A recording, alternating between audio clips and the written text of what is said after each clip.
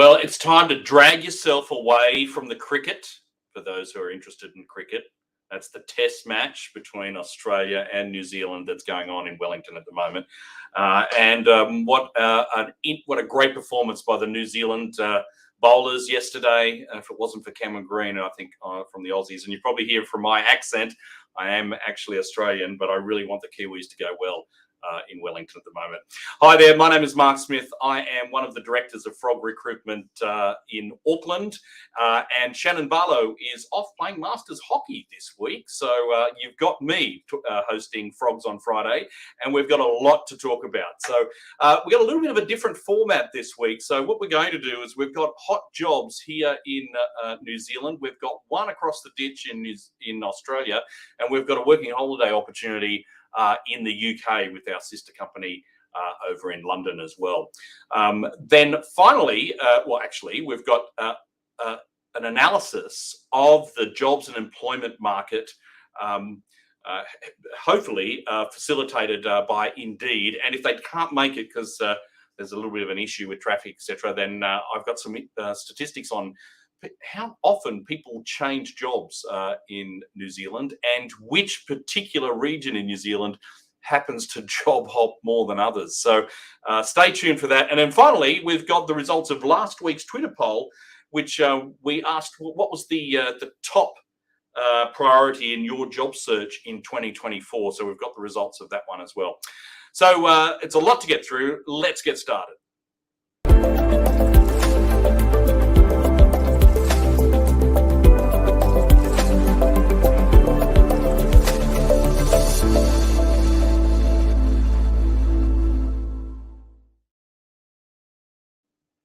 So a couple of hot jobs in New Zealand. Here's the first one. We've got a communications contractor opportunity, and it's paying $36 up to $80 an hour because there's multiple opportunities here. So you need to develop and implement cohesive communication strategies, creating engaging content for various marketing channels. That includes social media, press releases, and internal communications. And demonstrated experience in strategic communications is a definite requirement for this one. You need to speak to Kirsty Hannigan from our Auckland team to learn or to find out more about this particular opportunity. You can actually hit apply now. So we're live on Facebook, LinkedIn, YouTube, and on X. And we've just popped where there's an opportunity to put the link to these particular jobs, and you can hit apply now. Or you can go old school, pick up the phone.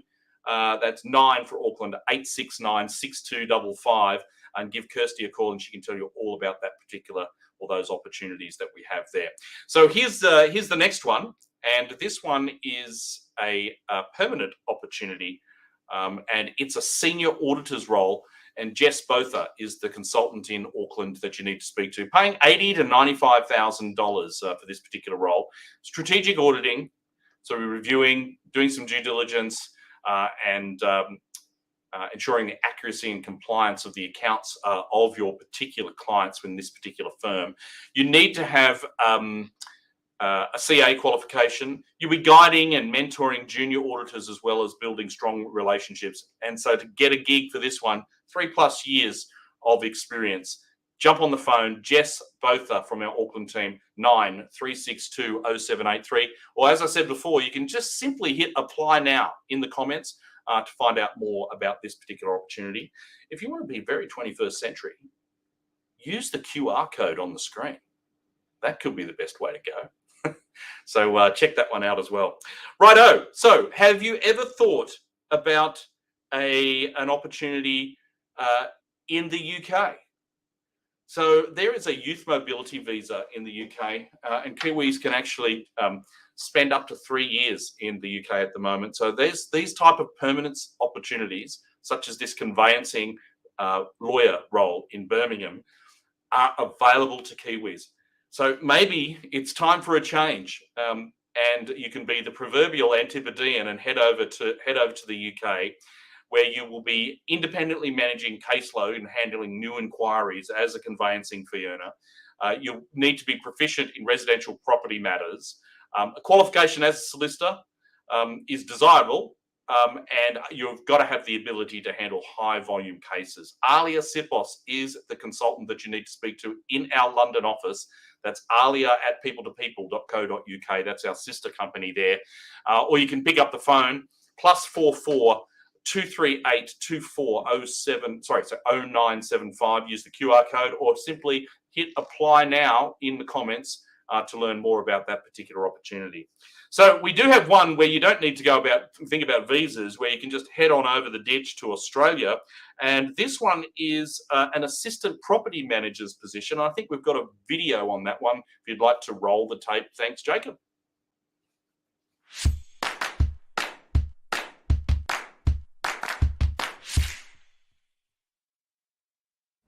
Looking to start your career in real estate? Seeking a close-knit and exciting team? The South Perth-based real estate agency is seeking an assistant property manager to join their team on a full-time basis. Parking nearby, along with public transport, great lunch selections, and very close to the river. In this assistant property manager role, your duties will include, but not limit you to, ensuring timely approval of invoices for payments, assisting the property manager with monthly management, financial and tenancy reports, ensuring lease documentations are up to date, actioning rent reviews, assisting with annual budgets, and general administration. To be considered for this role, you must demonstrate a possession of a valid or in process of WA property management registration, experience within a real estate agency, which is just desirable, strong communication skills, and strong experience with Microsoft. Some benefits of this position are thriving office environment, fostering learning and development, strong team support, great location close to parking and public transport, and a car allowance is provided. If this sounds of interest to you, jumpstart your career today in real estate, and please apply. You can reach me on 08 6160 6206.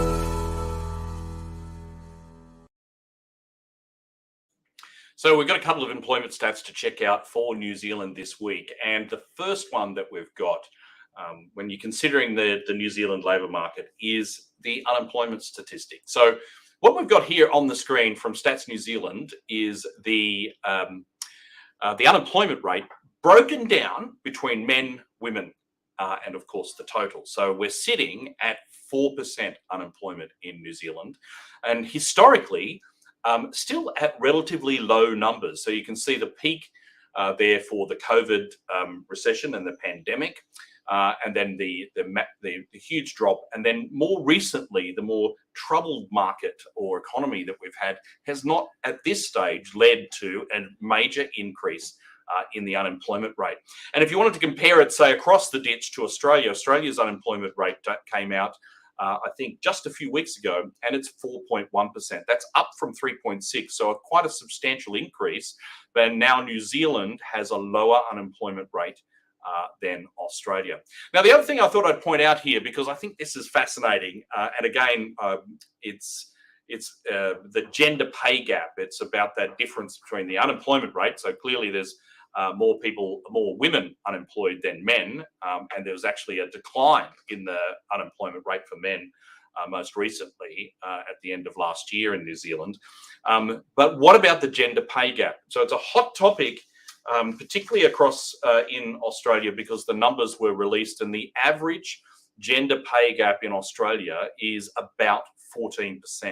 There are some companies, particularly in construction and interestingly airlines, that are up like 30%. So I thought I would share with you this week, what is that gender pay gap in New Zealand?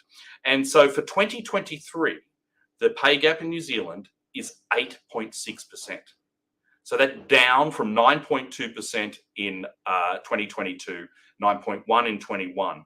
And when we go back to 1998, for example, we're up at that 16.8%. So in New Zealand, over the last 20 to 30 years, we've seen an improvement in that gender pay gap, whereas over in Australia, they're still experiencing, on average, 14% gender pay gap. And here, we're at 8.6% in 2023. So it's a pretty good result, but it's also interesting just to break down the unemployment. I've got a question for you, and pop it in the comments if you like. Why is it that more women proportionately are unemployed than men in New Zealand? What's your answer to that? So I've also got some interesting numbers for you, which is on the best way to describe this is the worker turnover rates. And this, again, this is not from Stats New Zealand, but from MBIE. And I thought this was fascinating, and I would share that with you, mainly because of the regional differences that we have there. And so on average, the worker turnover rate in New Zealand is 30%. So that what's your turnover in your business? So on average, it's 30.4%. And so you can see the breakdown here. So you can see the graph on the right-hand side, lots of turnover in 2018. I would suggest that was the top of the market. People were feeling very confident and willing to change jobs.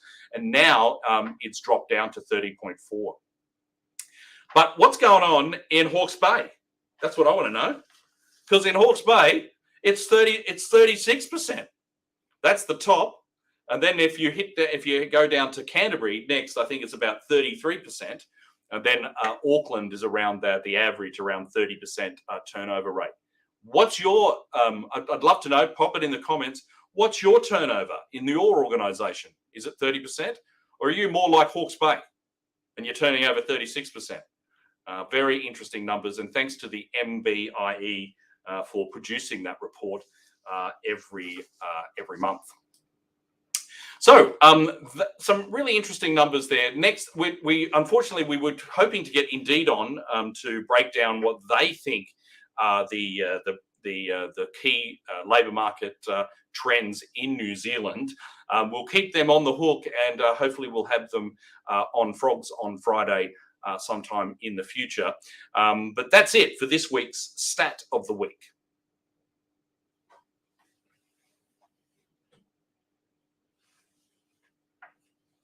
Okay. What factors would you consider as a top priority in your job search in 2024?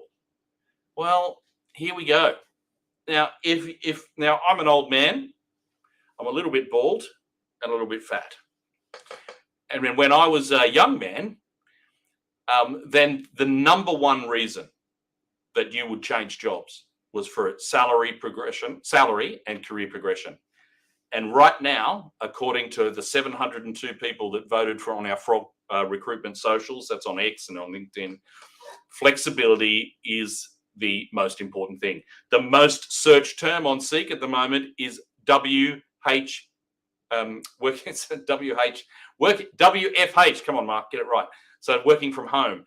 So flexibility is a deal breaker at the moment. So if you're an employer and you're hiring, because there's a lot of talk about not offering flexibility, removing that it's still really top of the list when people are considering their opportunities in 2024, according to our latest poll. Have your say, though, on this week's question, which I thought this is really interesting when it comes to flexibility. Would you be willing to accept a salary reduction in exchange for the opportunity to work remote more often? Would you take a pay cut for that flexibility? It's really what we're asking. What's your view? I know what mine is. What's yours? So voting's now open at Frog Recruitment on X, Frog Recruitment on Facebook and on LinkedIn. We'd love to hear what your point of view is. So that's it for Frogs on Friday. Thanks for having me as a guest host. Shannon will be back next week. Enjoy the rest of the weekend, and let's hope those Kiwis do really well at the cricket on the weekend. Let's say, fingers crossed. We'll see you next week.